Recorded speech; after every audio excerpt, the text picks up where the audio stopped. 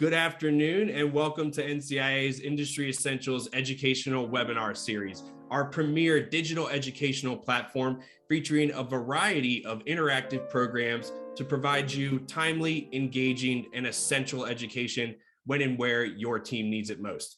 My name is Brian Gilbert, the Deputy Director of Events here at NCIA, and I'm really excited to welcome you all to the long-awaited return of our monthly Fireside Chats with NCIA's Government Relations Team series of programs today. We've got a really fantastic conversation lined up with our dynamic duo of government relations experts. So I'm going to really quickly just introduce Mike and Michelle to kick things off today and dive into today's topic by introducing our panel as well as today's discussion topic. With that, Mike and Michelle, you all can activate your video feeds. Come on up to the virtual stage. Before I turn it over, one final note, as with that live poll at the beginning, we do have a number of other live polls that are going to be activated in line with the subject matter today. So stay on the lookout for those polls and get those submissions in as quickly as possible so that we can keep the conversation moving forward. Welcome, Mike and Michelle. How are you all doing this afternoon? Doing wonderful, Brian. Thank you for everything. I always love how professional you and Brooke do stuff, the events. Love the music jams that you got going on. Looking forward to another exciting webinar topic. And I think, Michelle, this is it for the year, right? This is going to be our last one. So I think so. I think it's a really important one.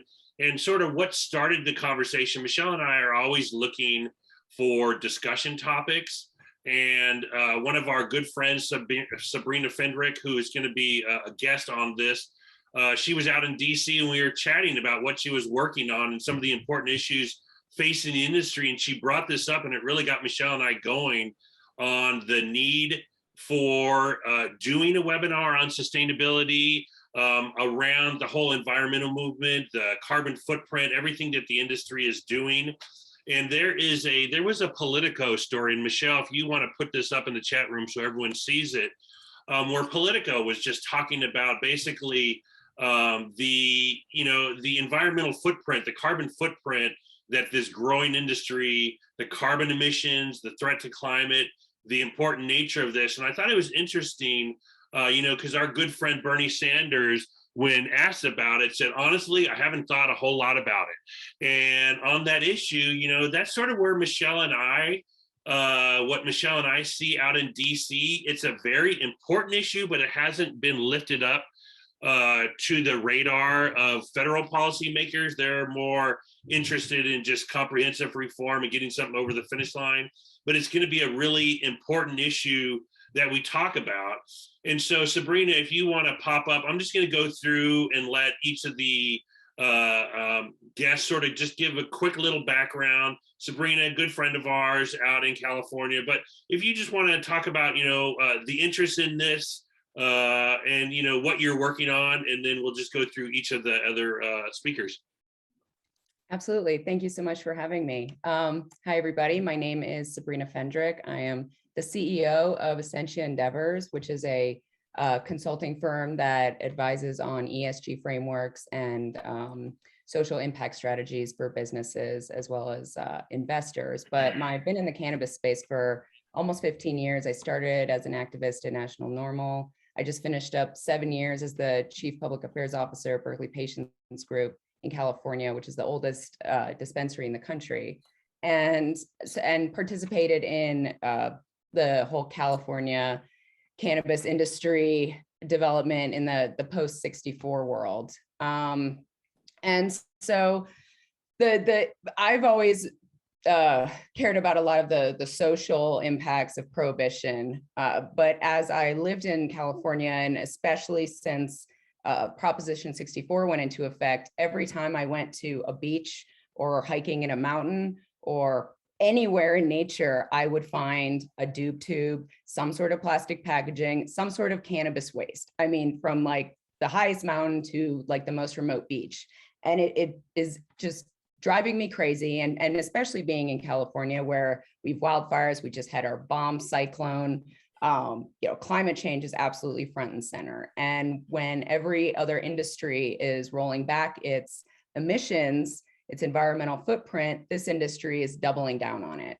And it's not entirely the fault of the industry. I mean, it's complicated, and we're going to get into that today. But when I came across this article that Michael referenced from Politico, talking about how there was that Bernie Sanders, Elizabeth Warren, some staunch environmentalists had no idea that there was any concerns around the environmental impact of the cannabis industry. That just really, really stood out to me as someone who has been involved in policy, someone who's very passionate about climate change and working to fix that. I was shocked. I was really stunned. And I realized that this is an issue that is not talked about enough in this industry, especially when we're talking about all of these added, complicated regulatory structures that almost in many ways force operators to practice very unsustainable operations.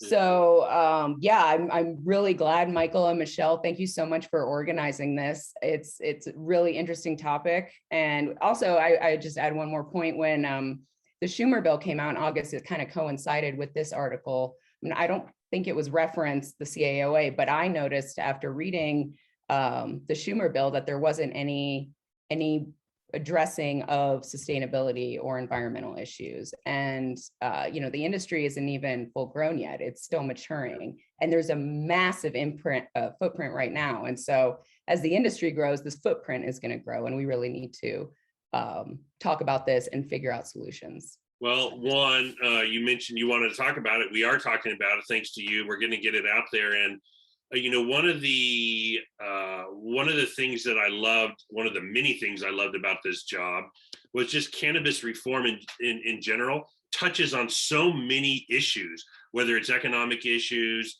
it's criminal justice issues, it's healthcare issues, and it's environmental issues. And previously, in a previous life when I worked on Capitol Hill many moons ago on the Resources Committee, I worked on energy and water issues. And guess what? Cannabis ties into that, and it's really important. I can't even imagine what doesn't tie into cannabis reform, the need. And so it is going to be really important. And so thank you for that. Thanks for joining us. Tiffany Watkins with Vanguard Media, welcome. Thanks for being here. Would love to hear, a little background and some of the interest in this. Hi, everyone. Yes, I'm Tiffany Watkins, and I'm the CEO of Vanguard Media Online, which is a platform and a magazine for women in the cannabis space. We focus on uplifting women, hearing the issues, providing a voice, and just kind of keeping an archive of what's going on. We got a good snapshot of what's going on now for the future, and mistakes that were made and what we could have done better, which is why I'm really happy to be a part of this conversation today. I myself have been an activist in the cannabis space for just a little over 30 years. And some of the same things that we have fought for, I know my 30 years, as people have been doing this a lot longer, are still the same here today. And environmental concern is really one of those. We talk about it, but we operate this industry with a duality that includes an unregulated market. So to me, education is key. I've been a longtime educator in the cannabis space, and I continue that work today, both in educating people in business, environment, as well as advocacy, but also in research. And I think that there needs to be a little bit more research effort when it comes to what we can do better for the planet when we're dealing with a plant. So again, I'm incredibly happy to have this conversation and that so many people are interested in learning more and doing more. Thanks.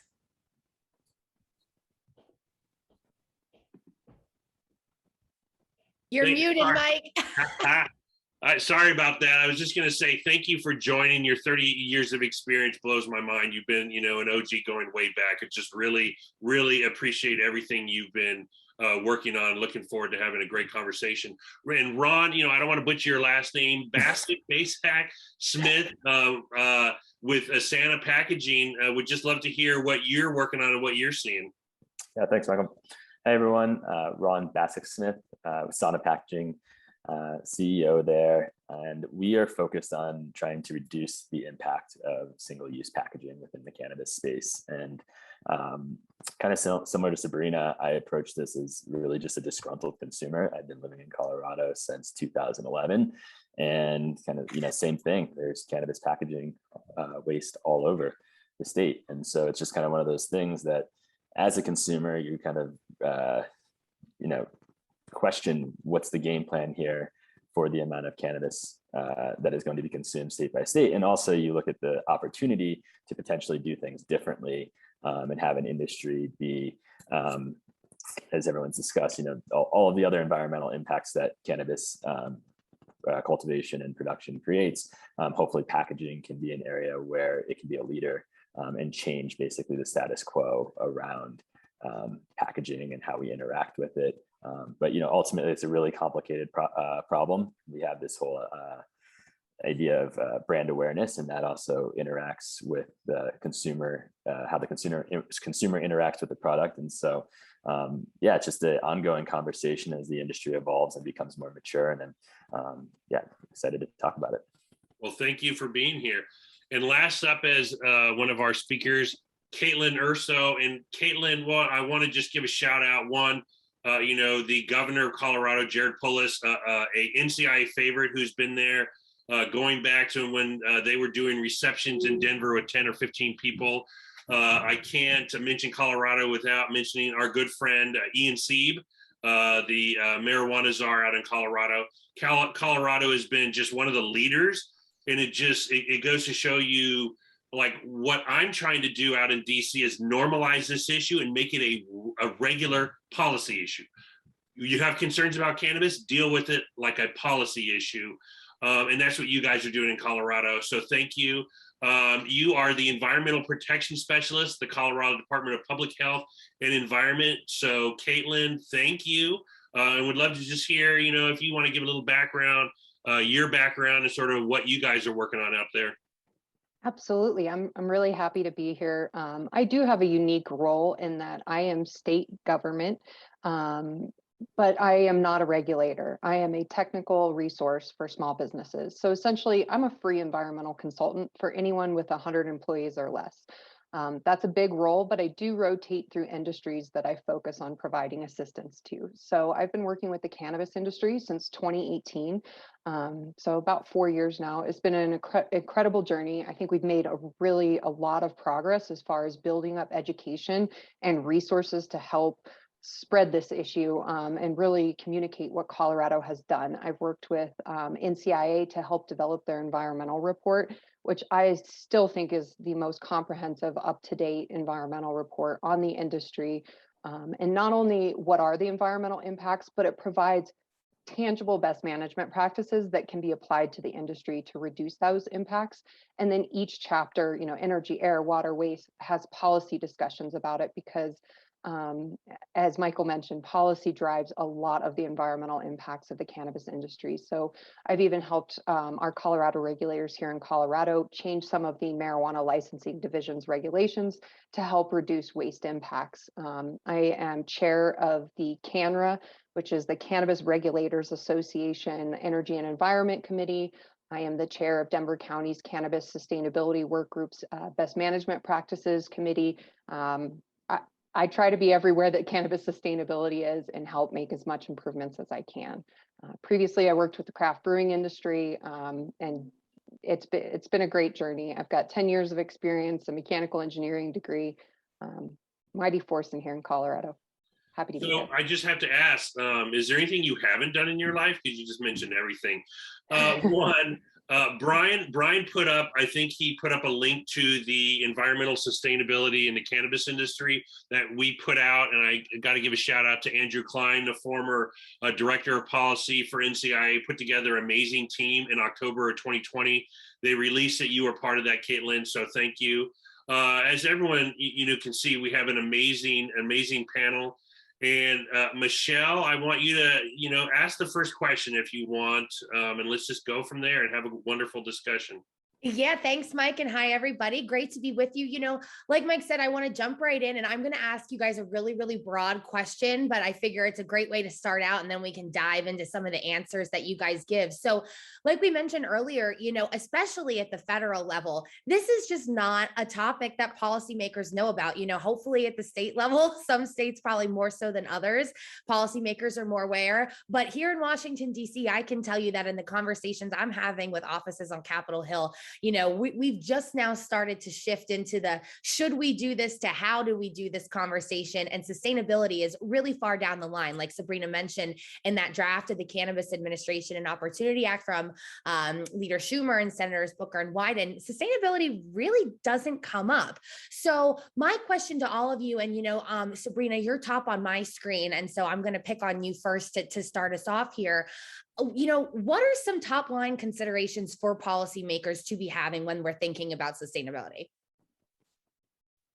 Well, on a federal level, I think the first, there's a lot of layers, because it's gonna, if they're gonna leave some items to the states to determine their own regulations, I think one of the biggest consideration would be sort of a federal standard for certain aspects of the industry, coupled with incentives. Because especially if we're talking about having a federal tax and it's going to be even more expensive, a lot of these issues are financial and economic challenges. And so if we are going to have to exist in this structure, you know, that leaves it to states or allows sort of an overregulation, then there has to be an incentive or a financial ability for operators to engage in these sustainability practices. I think that there needs to be a distinction made between various aspects of the supply chain and their different impacts. You have, like, you know, final form packaging and what that does. And then you also have your agriculture and farming. And I think a lot of those, once federal legalization happens, the benefits that other agricultural industries have access to will also help. But I think there's additional, again, like very unique stipulations in different states about, you know, how you can grow, where you can grow, what's going to happen. So, you know, a broad, and then national appellations, I think, is also an important one, because appellation sets a sort of a high ethical and a high sustainability standard. And so much like organic designation, I think appellation will be critical. And that's being worked on in some states, but I don't believe that was necessarily addressed in the Schumer bill either, but we'll bring that up to them. Tiffany, what about you? I 100% agree with what Sabrina's saying. What's staggering to me is the focus. Why is there no focus on environmental concern when it comes to this regulated industry? If you're willing to put forth the effort to try to have federal legalization and regulation, then why not focus on what that means to the environment in which we live? So I think that it's really focusing there. I have trouble believing that they're not aware, but I can firmly believe that they are not being participatory in being active in what can be done. You know, there's a lot of worry about, well, are you over the age of 21? Are you appealing to minors? So there's this focus on packaging, which brings us to having these child-resistant cases where you have this much product and this much packaging, or how large is your cultivation site? Or you can only have this much, but not its impact on electricity, water, and overall environmental concerns. So I think that, to me, what stands out the most in your question is why put forth the idea that, oh, we didn't know, when clearly we all know about environmental concerns, but why not focus there? Why the focus so much on, you know, the responsibility of size and who gets your product and taxation, without thinking about the people who vote and need to know more about what they can do? We have a broad spectrum of people, pun intended, who utilize cannabinoids in some way or shape or form in the United States. So those are, people who need to know more about what this means when there's cultivation in their area and in their community, or when there's packaging on the side of the road, or, on your hike. They need to understand what those impacts are. And I think it's the responsibility of our regulators and politicians at large to focus in those arenas as well. Caitlin, Ron, either of you want to jump in on any of those broad top line considerations for policymakers?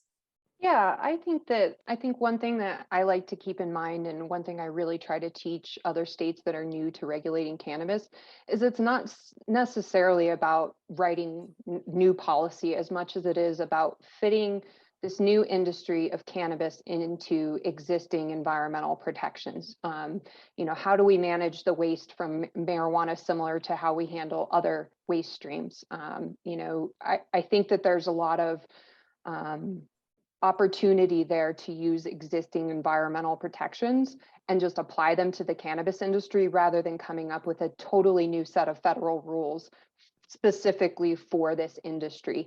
And the other piece that I think is important to kind of take in the back of our mind is environmental impacts, certainly can be reduced by policy actions, but when it comes to sustainability, that's where we need business action, because environmental impacts is only focusing on the environment. When we talk about sustainability, we're talking about people, planet, and profit. What is good for my community? What is good for my bottom line, profitability as a business? And then what's also good for my environment? So there's a little bit more of a balance that comes into play. And so I think there's this, at the federal level, we need to recognize not going too far, and that we already have existing protections, and more about business engagement, almost in a sense.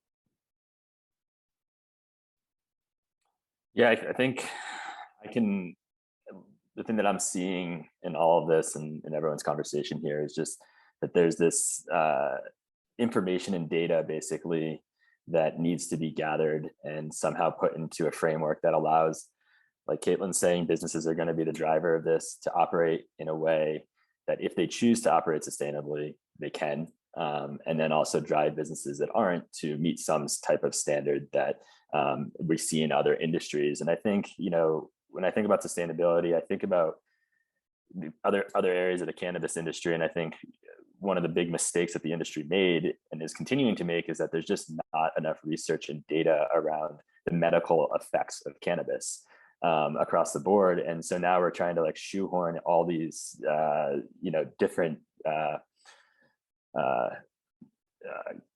what's the word? They're trying to, have all these different things that cannabis solves, but there's no real data behind it. And so same with sustainability is that you have to actually know what is happening in each unique environment across the country, because there's different environmental considerations depending on where we are.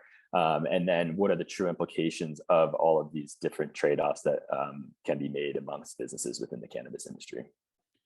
Ron brings up a good point on data, and I want to follow up with that quickly. For everyone, is there good data out there where you can start to see what's happening, or this is just a big question mark and a big unknown what's out there, and you guys are sort of guessing on some of the data that Ron mentioned? Yeah, I have a comment to that. I think one of the things is I think there probably is data out there, right? Like there's different specific pockets of data that might exist in this location and that location, but we don't have a full grasp of the nation and all the different areas in which cultivation is going on, or from a packaging standpoint, and really what the true implications are to those what the implications are to the environment. And so I think that's where it's there's these pieces everywhere, but I don't see any comprehensive piece of information that sets an actual game plan for what would be the most effective way to go through this. And this is obviously a very extensive project, right? And this is what I was kind of saying around, if we start now versus letting things continue and it becoming more and more complicated as time goes on. And go for it, Sabrina. I was going to say, we're like Ron said, we're starting to get data, and it's very piecemeal and based on states or even cities and different parts of the supply chain. But it's slowly starting to come together. And this Politico article highlighted a lot of it, and which was very interesting. Canada has done some research on this too. I think they found that like 1 gram of weed equals 100 grams of plastic waste, something like, it's insane. California had 53 million packets of loose manicured bud and child-proof packaging. And I just wanted to touch really quickly on one other thing on Michelle's question of overarching considerations, is that they really need to think about if their policies are based on outgrowths of like reefer madness, or if they're based on actual, like they have a scientific purpose behind them or a real utility. Because, like I said, for flour does not need to be in child-resistant packaging. And if 50% of all cannabis sold is in flour, then we could reduce 50% of our plastic waste if that rule were removed, because that is strictly an outgrowth of prohibition. If a child eats flour, or anybody, nothing's going to happen. And so there really is no reason for that. And also they need to stop separating drug policy from environmental policy, which we sort of generally covered. Great point, Sabrina. And speaking of the data, our attendees should have noticed by now that we've asked a couple different poll questions. So hope you guys have had a chance to answer those. I wanted to reveal some of the answers to you guys. Most of you have been right on the money in choosing the correct answer. So good job. Maybe you guys had a chance to read that Politico article that a lot of these numbers came from. But you guys hit where most of you were correct that nationally, it's about 80% of cannabis is cultivated indoors. So I think I was really surprised to hear that number personally. And then the other one that we just asked was about how much energy is electricity consumption rather is cannabis taking, and it's more than 1% of total electricity consumption in the country, which again is just really mind-boggling to me. Again, I have no baseline. This is something that I'm certainly learning about as well, but really, really interesting data points I thought there. And Sabrina, getting back to your statement that you just had a moment ago, another question for the group, and I don't know which one of you would like to jump in here, but I would love to hear your thoughts on what impact the illicit market is having here, and how are policymakers sort of distinguishing between those two, the legal market and the illicit market, when they're thinking about environmental policy, or are they? Well, I can speak to what I've seen in California, which is, I think, a really good example of environmental impacts driven from the illicit market versus legally mandated environmental impacts. And so California there's been a lot of illicit cultivation and cartel operations in national parks that have put toxic chemicals into the water system, have destroyed land. They're not subject to any emissions rules. And so to sort of go in completely the other direction, California has this law called CEQA, the California Environmental Quality Act, and it has very stringent requirements for development in different areas of agriculture and manufacturing. And so there's this requirement where you need to, or cultivators and most supply chain members have to be approved by CEQA and meet these CEQA requirements by a certain date, which is coming up relatively soon.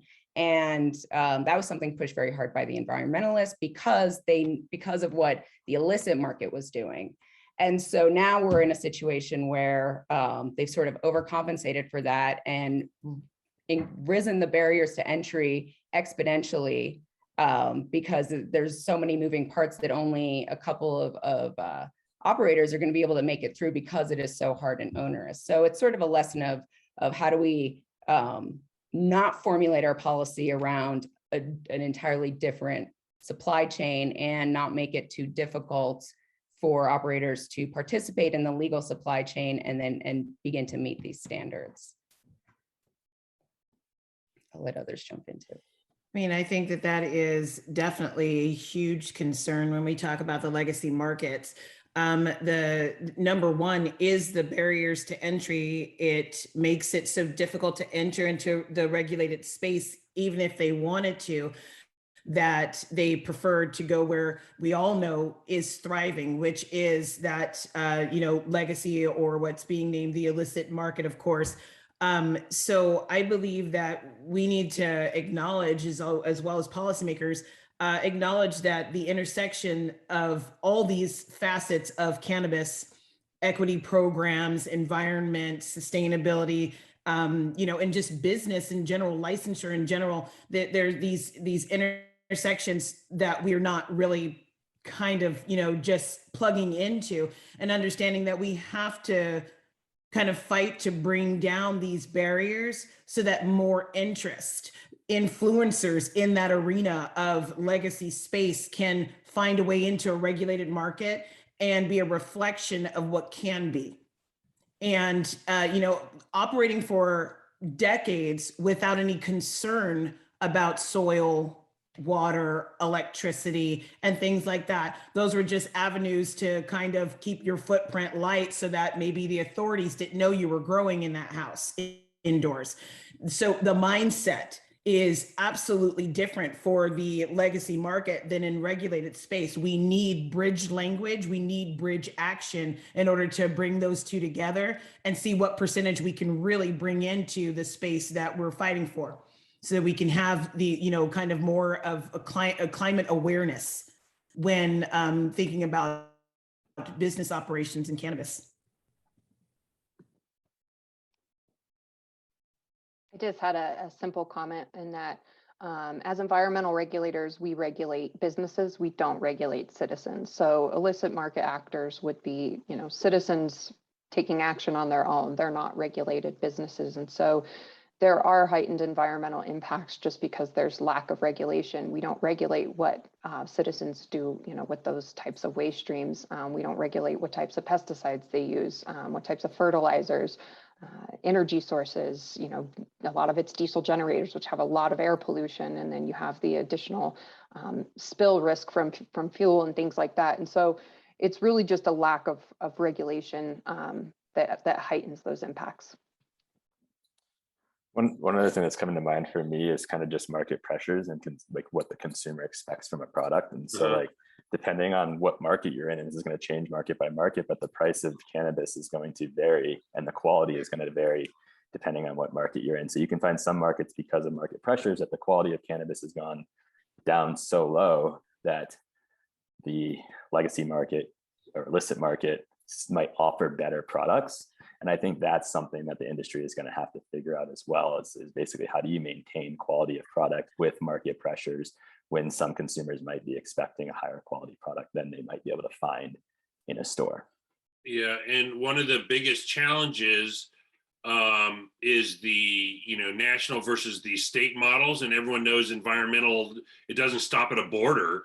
And so until we get sort of interstate commerce, national legalization, sort of economies of scale, why we're growing oranges in Florida because there's more sun, until should certain states in the state model growing cannabis in areas where they shouldn't be, where it's going to drive the cost up or have the energy demand high. It's something that it's going to be a challenge for us navigating that. How long is that going to take? 3 years, 5 years, 10 years before we get to that point to where, let's be honest, should they be growing cannabis in certain states because of, it's all going to be indoors and just that the energy usage.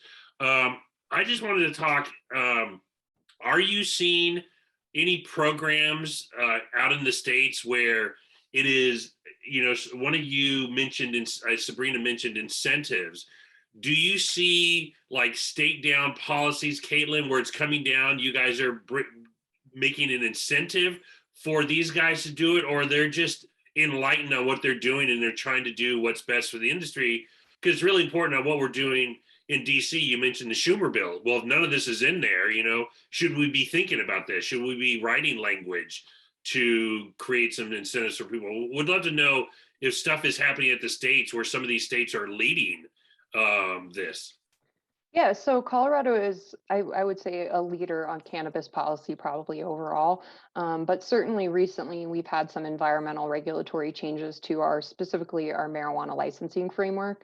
that are just that. They're more incentive-based policies rather than mandates. Here in Colorado, we kind of have this overall philosophy of we much prefer incentive-based rulemakings over mandates.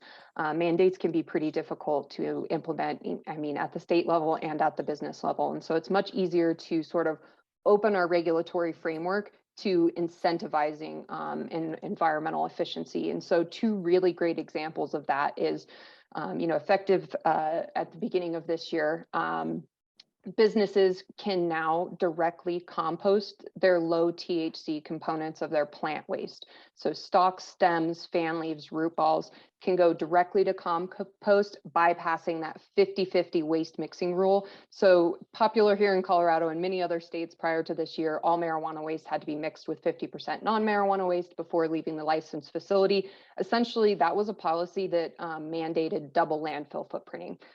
We had to double our waste footprint, and it was really hard to come up with compostable waste to meet that 50%. So it was essentially going to the landfill. We really tried to remove that barrier, but still keep the safety and security of just the low THC components of the plant can go directly to composting. Now, when it comes to the child-resistant packaging issue, which I would say is one of the larger waste streams, obviously, from the industry, we have to keep those child and youth protections in place for our products. How can we go about reducing that impact? We allowed for take-back programs at the dispensaries, at the retail locations. Consumers can bring their packaging back, and there's two options. It either can be bulk recycled, or now it can be reused, which is a very exciting step for us. Oregon also allows for cannabis packaging reuse. Both states, here in Colorado and in Oregon, require an inspection and sanitization step to ensure good working order, and no double labels or anything like that. But there are ways to go about shaping policy where it opens the door and gives incentives for businesses to take advantages of direct composting of low THC plant components, or having collection boxes and being able to reuse your packaging material or bulk recycle it. We're really focused on those incentives versus mandating you have to do X, Y, and Z, because oftentimes those don't scale for all businesses either. Yep. Just to piggyback on that too, CDPH sauna packaging, we just received a grant from CDPHE to deal with that cannabis packaging waste that's taken back that is maybe deemed non-functioning or can't be reused. And so we can then create packaging within the state of Colorado. So super excited about that. And I think that's another way that if we really want sustainability to, accelerate, it's going to be, finding businesses that are doing something that might not work out for them economically right away. But if there's some type of grant or funding that allows them to get the product to market, these types of things are going to make big changes. So. I'm curious, we always look to the states, obviously as the laboratories of democracy, in general on this issue, no matter what topic you're talking about in cannabis, we're always looking to see what lessons are happening in various states. So who's doing it right? Who's doing it wrong? What are we learning? Caitlin, you just had some great examples there. Are there any, or is the answer that no one is doing it right and that it's sort of, hasn't really been found out yet? Are there any poster childs for sustainability? Well, but before anyone answers, Sabrina, I know, being a California native, I know you want to answer that last question. I know you're going to be like, oh, have I got some stories for you? So go for it, girl. Yeah, when it comes to the environment, California is definitely more of a stick versus a carrot philosophy approach. The CEQA provisions are just, incredibly onerous. Like the simplest business type, like a standalone retail shop that has been there for 10 years required like a 6-month CEQA document dump that went to like 4 different people. It's just a lot of bureaucracy. But even within like just cannabis, not just CEQA is statewide, but for cannabis, there's some requirements for cultivators that are a certain license type and a certain size that they have to meet their local utility average of greenhouse gas emissions And if they go above that, then they have to buy carbon offsets for anything above that average. And that's going to start January 1st in 2023. And so I think that's more for like larger type of operators. I know that Berkeley, for their cultivation specifically, they require a certain percentage to be of energy to come from renewable energy. So solar panels or wind or however they choose to do that. And so, I mean, there's different municipalities have different rules, kind of like Berkeley, but I think there's no real incentives on the California side. And when California is such an obscenely high tax rate for cannabis that it makes it impossible for especially small businesses to be able to afford these sort of practices as sustainable packaging, and all of these sorts of frameworks and processes that are more sustainable because virgin plastic is much cheaper, and all of the things that are more affordable are more detrimental to the environment in general. And so there has to be some sort of tax incentive, like we talked about before. And when we're looking at the federal bill that has a tax rate up to 25%, everyone's going to be cutting corners and finding the cheapest process they can if they're going to have to meet these sort of tax rates. So that's, we can rolling back certain regulations and allowing for, composting is awesome and amazing and all of these new sort of like piecemeal provisions. But I think that people are going to need a little bit more to fully embrace these sustainability practices and make it more economic for them. And we wonder why legacy operators aren't participating as much as they should be in California, and the illicit market hasn't disappeared. It's really, what you mentioned is just so important, what we're doing at the federal level. I keep mentioning this, lessons learned. Colorado has, 8+ years, California going back to medical, 25 years, adult use, a few years. What we're doing at the federal level is really important. I want to learn some of these lessons. I definitely want to, that's why we have a wonderful relationship with CANRA, the regulators, getting the message out, learning what's happening at the state levels, how you guys are coordinating and talking, which is really wonderful. But one of the things that's an issue and a concern, we talked about this Chuck Schumer bill, you mentioned the tax rates, and some of these tax rates are so high, you are not going to get the result you're looking for. And that worries me.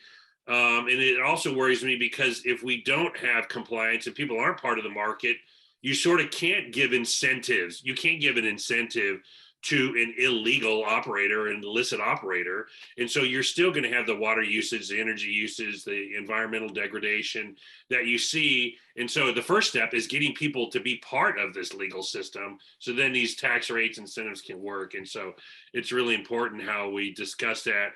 And sorry, I just wanted to get on my soapbox, Sabrina, but Caitlin, Tiffany, Ron, if you had any follow-ups with what Michelle asked or what Sabrina just said. I have a small follow-up in that, one of my roles as a coach for small businesses is helping them realize the advantages of sustainability and where it can actually improve their optimization and where it can be an advantage rather than an expense. A lot of things that you do for sustainability actually have return on investment timeframes. Some of them are very aggressive. A really great example of that, totally voluntary, not driven by regulations whatsoever, was a partnership that I organized between the craft brewing industry and the marijuana industry, where we collected waste CO2 off the fermentation tanks at the brewery, which would otherwise just be wasted, air emissions to the environment, captured that CO2 and then took it over to the marijuana industry and fed it to the plants. Much cheaper CO2 supply for aiding in photosynthesis in an indoor grow than traditional CO2 supplies. You're reusing a waste. And so the lesson there is it had an 18-month return on investment timeframe for both the brewery and the marijuana operation. After that, it was pure profit for them. Like 20% savings on CO2 costs, and even more on equipment costs for having to rent CO2 distribution equipment versus purchasing it themselves. So, small things like even just rescheduling your flowering rooms around peak demand can save you 20%, upwards of 20% right off the bat. So there are a lot of things that can be done to reduce your energy use, to reduce your waste output, to reduce your overall environmental impacts that actually save you money and can be an advantage to the business when trying to make up that extra tax gap. Absolutely. I love that. That's what I truly envision is that the cannabis industry can be a partner to other industries. And so I think that is also a mindset that needs to change, that we operate in this vacuum because it's cannabis, because it's a Schedule I drug. I think that the opening of, hey, how can I partner with you to recycle, reuse, renew? Why are we not a part of that chain? Because there are many benefits to taking some of our waste and putting it in other industries like craft brewing or like the paper industry. I think that there's a huge benefit to those types of things, and we really need to see more of that type of operation and acceptance. I'd add on top of that, in terms of ROI, it's something that I try to get the word out to businesses as well, is that customers, especially millennials and Gen Zers, will spend more money on a product that is marketed as sustainable, that has sustainable packaging, up to like 30% more, and they'll be more loyal to your brand. So it even has this sort of marketing component advantage, but you have to do it for real. You can't greenwash because you'll get in trouble.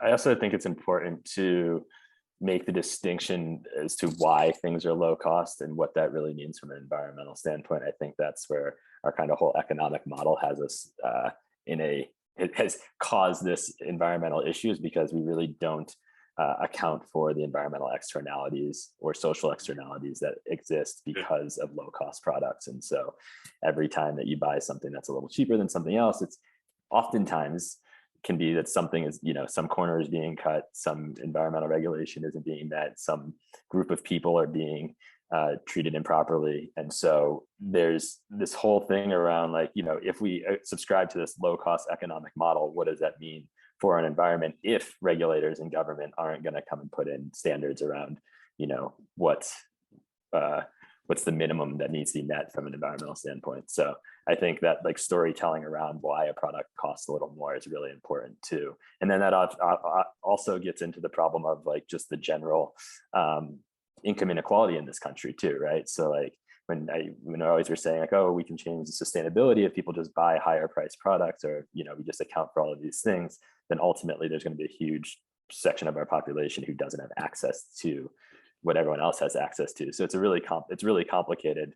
But I think just the general model of economics that we're in our business model is going to make it very difficult for us to account for sustainability unless there's drastic changes moving forward.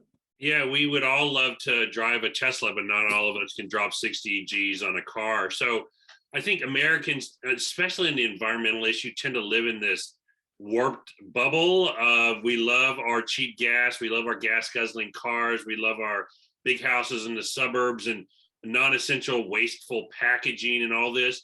And it seemed, other countries, Europeans, seemed a little more evolved on this, but internationally, do you guys see any countries, leading efforts on this? Is there something out there in other countries where America can look for? It's not like, tons of countries are totally leading on cannabis reform, but do you see anything on sustainability in cannabis internationally? Go ahead.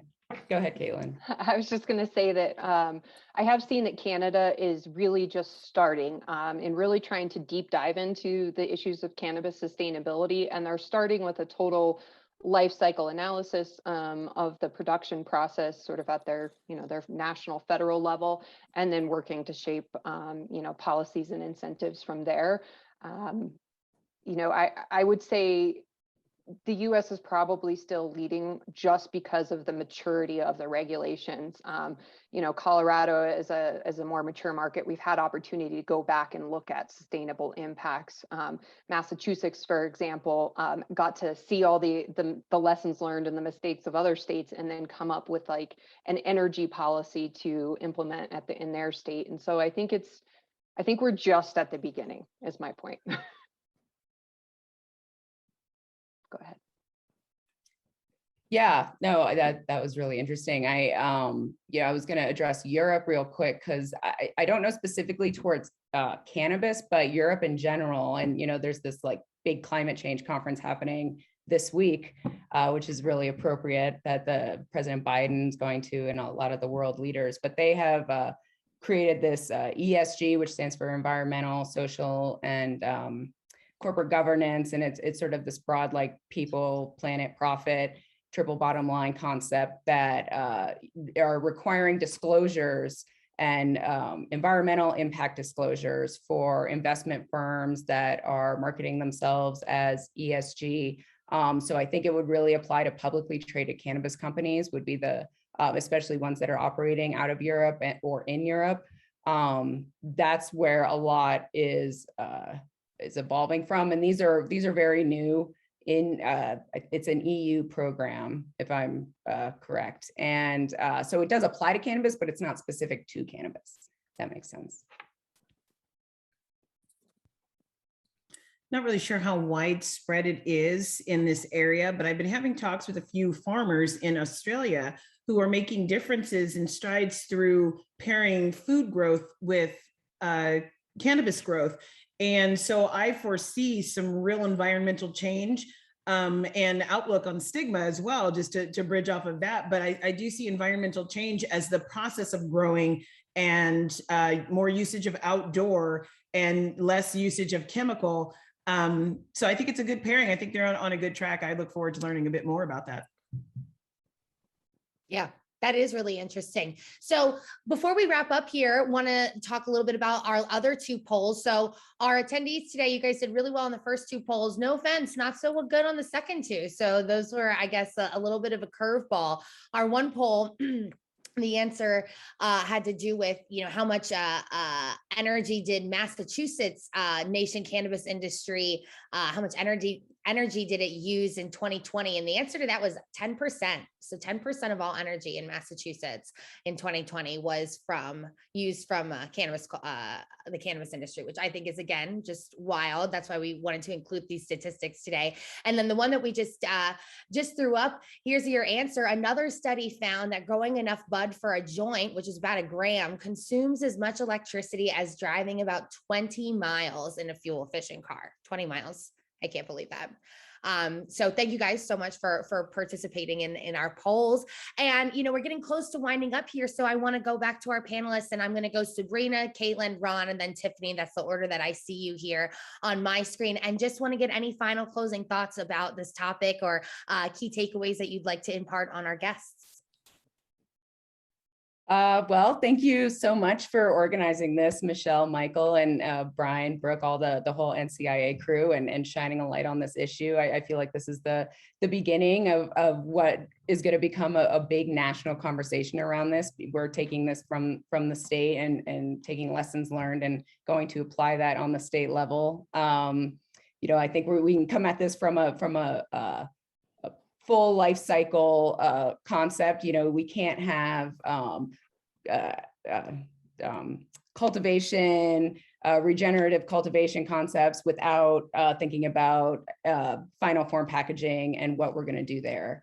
They all have to fit together when we think about this. So, you know, lots of concepts and complexities, but I think that, you know, once we think through this and find the intersections and layers, we'll be able to figure out a pathway. And also once we get some more infrastructure built out around this. So I definitely look forward to working on sustainability policy as it pertains to cannabis, both on local, state, and federal level. With my final thoughts, I'll focus on policy as well, being government, but basically the take home is remove policy barriers for sustainability, allow for outdoor cultivation, allow for packaging collection, reuse, recycling, allow for direct composting of those low THC components of the plant. Stop mandating this 50-50 waste mixing rule. Really try to build up fiber recovery market. Tiffany, I'm so happy you mentioned that. These cannabis fibers have a lot of value to them. They're long, they're strong, they're great for many applications. You know, you can do everything from paper products to building materials to clothing products, and we're not seeing this secondary market come into play. That's a large waste stream for the cannabis industry that can be turned into products. So fiber recovery, I think, is a good forefronting focus.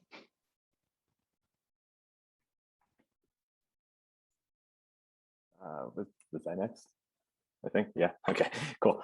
Yeah, I think, just overall, the industry has to make sustainability a priority. And I think in the long run, that's just going to make a better industry all around. Because I think really in a lot of ways, what sustainability is just efficiencies in things that are not efficient right now. And so that stems from cultivation to packaging all the way through. And so if we can make sustainability a priority in every decision that goes into regulation or business model, then, I think, it's going to take, this is like a super complicated issue. So it's, none of this is getting fixed overnight, but, hopefully in 20 years from now, we can look and say, hey, the industry actually is operating efficiently. And we've gotten a lot of these issues that have been talked about today out of the way and moving in the right direction.